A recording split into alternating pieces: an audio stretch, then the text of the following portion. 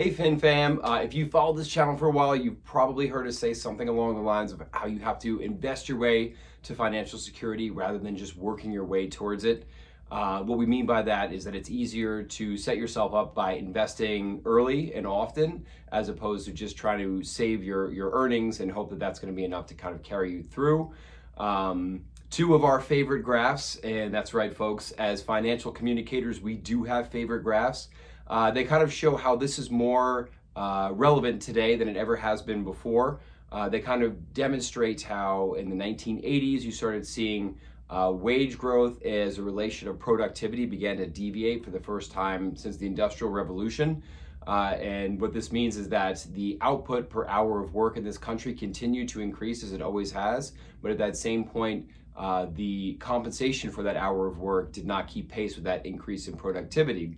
When you compare that graph to a graph of how, let's say hypothetically $100 invested in the total stock market 30 years ago would be performing, you start to see that that investment would have returned a lot more than you could hope to achieve from your wages, kind of keeping pace with inflation growing over time.